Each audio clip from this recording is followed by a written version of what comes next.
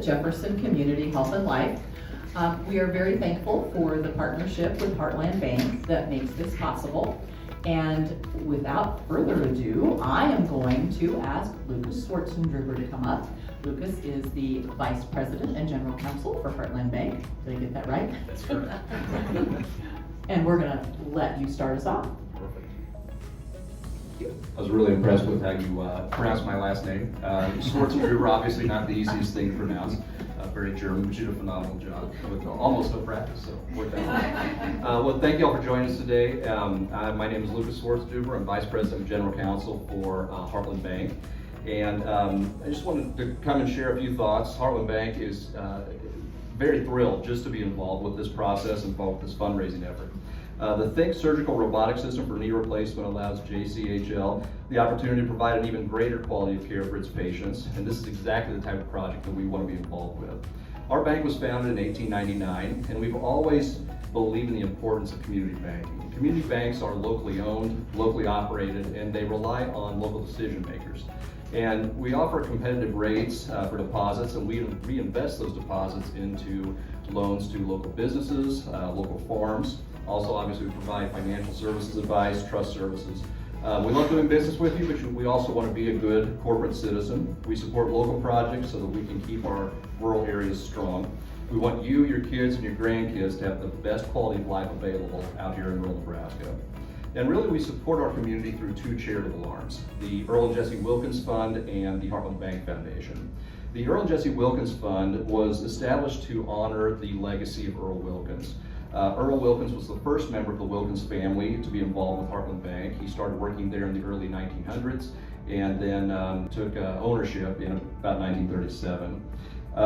The fund itself operates through the Fillmore County Foundation. It has an advisory board that consists of myself, our CEO, Aaron Shart, the chairman of our board, John Wilkins, who's the descendant of Earl Wilkins, and a couple of local attorneys. And we meet twice a year just to evaluate projects like this and make determinations as to what's most appropriate funding. The Heartland Bank Foundation was established a few years ago really just to continue this legacy and continue this means of support. Both charities regularly donate money to provide educational opportunities through scholarships to local students, help build memorials to commemorate our veterans and the services they provide to our country, and help provide scoreboards, athletic equipment, and really everything else you can think of that's charitable in nature. Obviously, we assist with building projects. We've helped repair the roof on a local museum, helped restore a historic bandstand that is used for concerts and other activities. And one of the ways that we've really been able to offer support is through healthcare, much like this grant. So when we were approached with this opportunity, we were glad to be included. I personally also oversee our trust department, so I've been involved with a number of people who have had knee surgeries in the past, knee replacement surgeries. And I've seen a lot of them struggle with the physical therapy portion and the aftercare portion as well. It can certainly be a long road to recovery, so we'd love to be involved with anything that shortens that process, shortens those hospital stays, and offers a quicker, speedier return to normal life. So with that in mind, again, absolutely thrilled to be involved. We support the hospital, we support the work that you do here, and we wish you the best of luck with your fundraising efforts going forward. Thank you, Lucas. Let's give him a hand.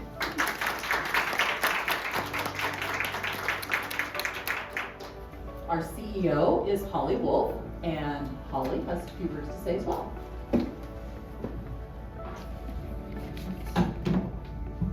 Well, first off, just saying thank you to Heartland Bank. We've been community partners since we opened in 1963, so we don't quite have as many years under our belt, but definitely a very long-standing partnership. And I'm very pleased to announce that we did meet our goal of the $50,000 on our side. And this year's Christmas Mail Project had more than 150 donations, ranging from $10 to $15,000. And the gifts that were received were from individuals, businesses, organizations, and local foundation. And every one of those is equally as valuable as the next. We're the first hospital in the Midwest with the latest technology. We've done our first surgeries with the TMINI, and as we've kind of mentioned, it's gone very well, very happy patients. Sarah Bauer, our surgery manager, she'll show you the TMINI, explain a little bit about the technology. has some really interesting videos to watch after we do all the fun stuff with the funding. And then, as you may know, we already do have robotic surgery as well. That is our Division 5, and that piece is general surgery. So we've been really fortunate to be able to roll out surgical services in 2 different areas, and we feel like the future of surgery is here at JCH&L.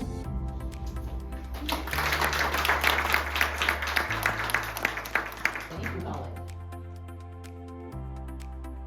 Being a native of Fairbury, I definitely recognize the importance of local investment into our healthcare, and Jefferson Community Health Life obviously provides wonderful services for us here in Fairbury and the surrounding communities, surrounding counties, and it's very important to me that that continues on throughout my lifetime and my family's lifetime. And now we're going to invite Sarah Bauer, who is our surgery manager, to show us a little bit about the TMINI. Beth Hansmeyer, who is an RN in surgery and also scrubs the total knees. And then I have Shannon Robertson, who works in specialty clinic, and she sees Dr. Harris's patients pre-op and post-op. So if you've seen Dr. Harris, you've probably seen Shannon, so it's a familiar face. To start with the TMINI, before we get right into it, I do need to acknowledge the X-ray department too. We couldn't have made this happen without them, getting those CT scans rolled out and sent off to the TMINI, who uploads those into the system and gives Dr. Harris the numbers to look over to get this process started. So we'll kind of get this rolling. All right, so the patient will be back in surgery, and there's a field over him. This field is essentially the robot, and as you can see, the staff is around the table.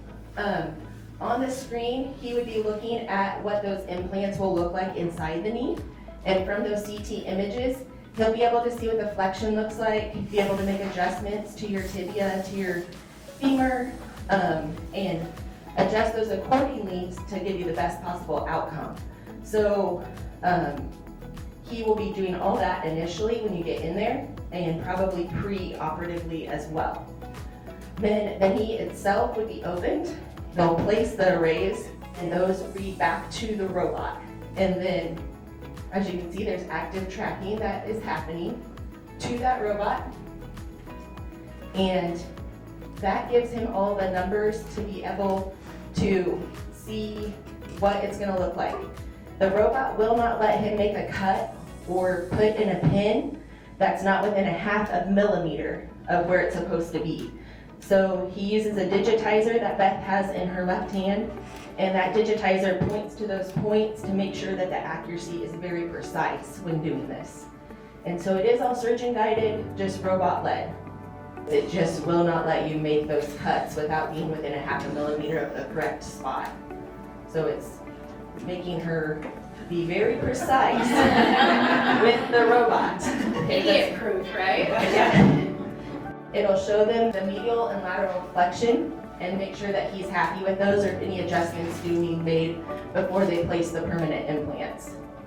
It's kind of interesting though, because they roll out the Persona IQ with this, and that Persona IQ technology to me is some of the best technology.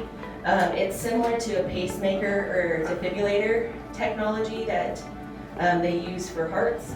That technology makes you very accountable. It will let you know how many steps you have, what your flexion looks like. If you've been cheating on your physical therapy when you haven't been going to physical therapy, your therapist can know, and so can your surgeon. So if you choose to, you can have that technology put in your knee. It's a little chip. People say, well, is it going to track me? Is it going to know where I am all the time? No, it doesn't track you. It doesn't work like that. The people that have chosen to put the Persona IQ in, they have absolutely loved it because they have gotten done with physical therapy sooner than expected because it kept them so accountable. To be clear, the Persona IQ doesn't necessarily come because you have robotic surgery, and they can be combined, but it's not always. And if you want to know more about the Persona IQ, they do have like a little brochure that talks to you. It's a less than 2-minute video that gives you all the details, which is quite interesting, even if you just want to know more. So I'll leave it up here. Thank you, Sarah and Beth and Shannon.